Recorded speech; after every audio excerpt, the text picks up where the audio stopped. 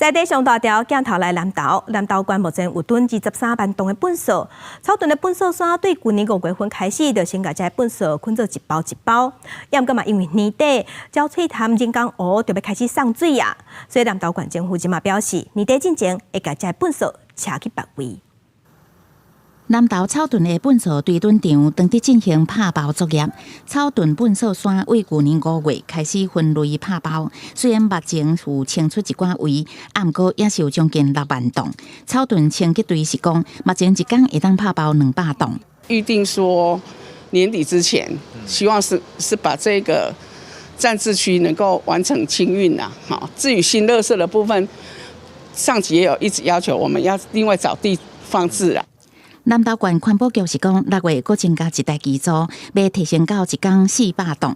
目前已经甲7县市讲好协助消化这竞出物件，嘛结合民间的力量加速消化。要拼伫年底鸟喙潭人工湖完工前，甲草屯粪扫山全部移除。环保署都有协调一些数量，针对这些外运的部分有在协助。那大概有一些县市会专门来锁定草屯垃圾来做移除，所以我们今年度县府的重点大概是会把集中会在草屯做垃圾移除。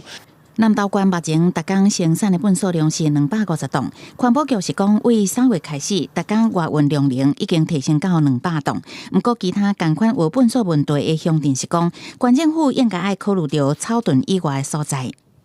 在再运出去文化的时候，应该要按人口比例来再运这样垃圾比较公平。像我们从去年到现在只有再运3台车子，说实在就42吨、43吨，真的实在是太少了。这个量的扩大它还是整个统筹还是在县政府的环保局，你知道不？我都讲我说我拿去土有。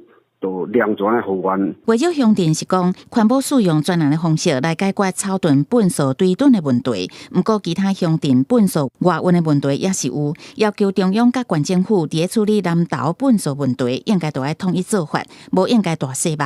记者综合报道。